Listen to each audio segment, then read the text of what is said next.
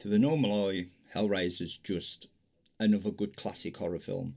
But if you go deeper, it's a lot more than that, especially if you've got an eye for other stuff.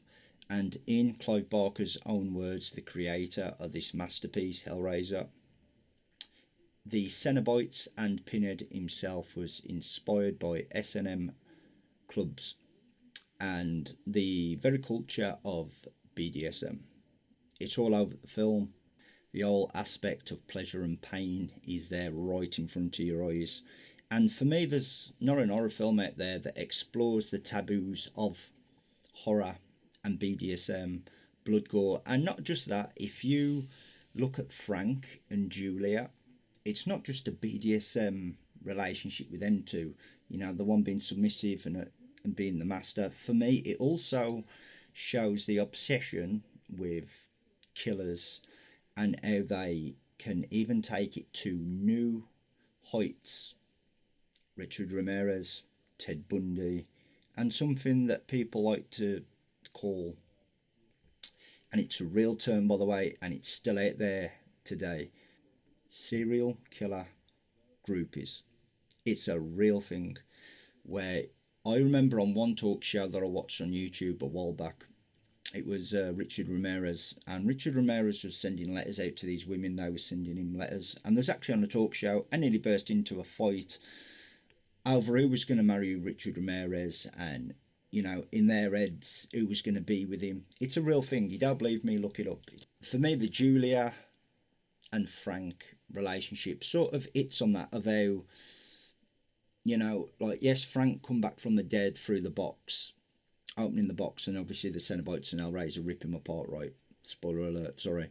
But the point is, Julia going to those lengths to be with Frank also to is kind of the same thing of how some groupies are within the true crime community as well, to where it goes past being an obsession, goes past anything else. These people want to be with these serial killers, and for me it's a fascinating thing for me, because obviously through somebody that collects true crime stuff and has always been obsessed with true crime since I was a little kid. So for me, Hellraiser just explores these themes like no other horror film. I mean, it's right in front of your face. I mean, and the whole look of the Cenobites was inspired by BDSM and these S&M clubs, which he went to in America, Clive Barker.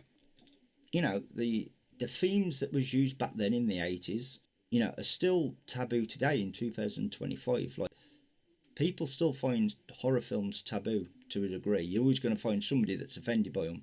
You've still got people, you know, with BDSM. Somebody says, you know, you're into BDSM, you're looked at differently by some people. And for me, it's fascinating. I get more of why the serial killer group is a taboo.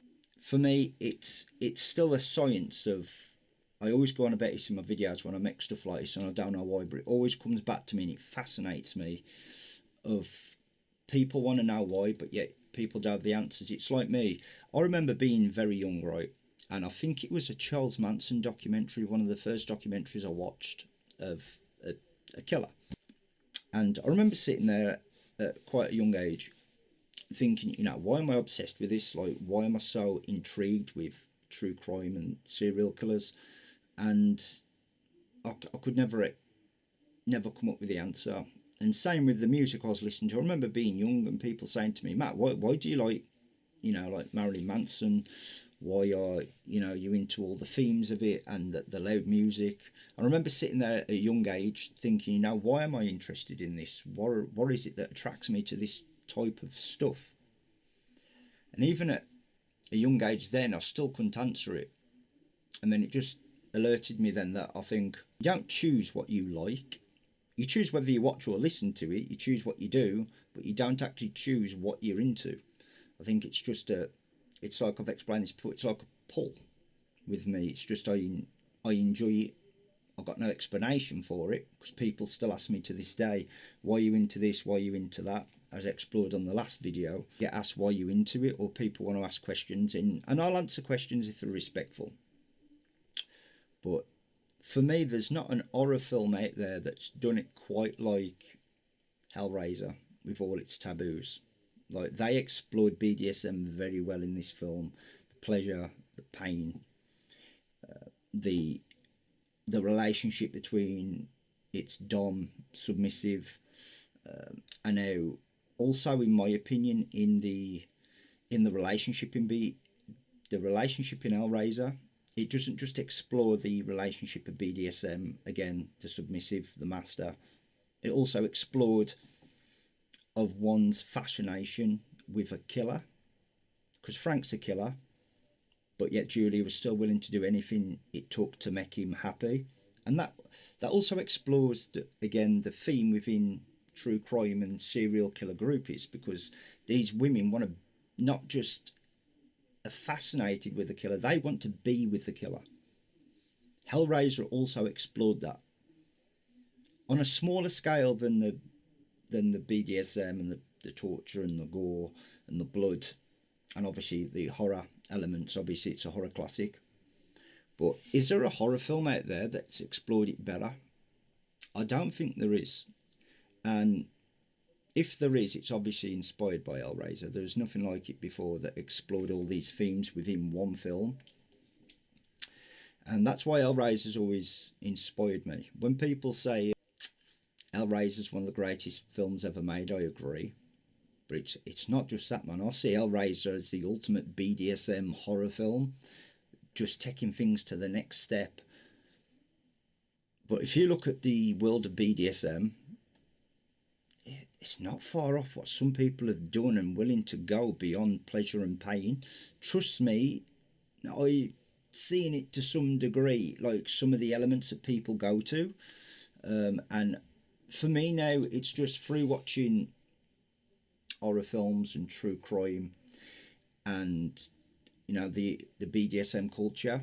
Through all that, I am so desensitized to stuff, like things that some people might be going, oh my god, I'm just like, yeah, it's normal, it's normal. But that's because what I'm used to, you know. Again, if somebody was sitting next to me playing with a tarantula, I'll be like, to me that's weird, I'll be gone, because I'm not bad with spiders, but I couldn't certainly be sitting around playing with a tarantula. Again, it's all depends on what you're desensitized to, because I've seen so much horror films, I've watched so much true crime, being into the BDSM community and all that sort of stuff. Once you've seen it all near enough, you're desensitized to it. But back to Hellraiser, there's not a film like it that's explored these themes so well. And yeah, when Clive Barker come out with it, I mean, I already knew it was obvious to my eyes that it was inspired by that, but for him to come out and say, yeah, it was in America, he was going to these clubs, and you can see it even more now when you look at the Cenobites and the themes of Hellraiser, and even some of the later Cenobites that come in the later Hellraiser films, which, by the way, shout out to the reboot, the female Pinhead. I thought that was a really good remake or reboot, whatever you want to call it. I actually enjoyed it. Does it beat the first three? No, but it's good. It's the best Hellraiser film, I think, since the three originals. That's what I'd say. But I wanted to talk about Hellraiser because of its many themes and doing it so well, in my opinion. I love Hellraiser. The first one's just perfect, and I love this film and the themes that it went with, and how still a lot of it is still taboo in 2025. But yeah, thanks for watching, appreciate it. Also, I'm also live on Twitch, and I am also live on TikTok, so if that's your thing, I'm there. Join me in the morgue. Appreciate you watching.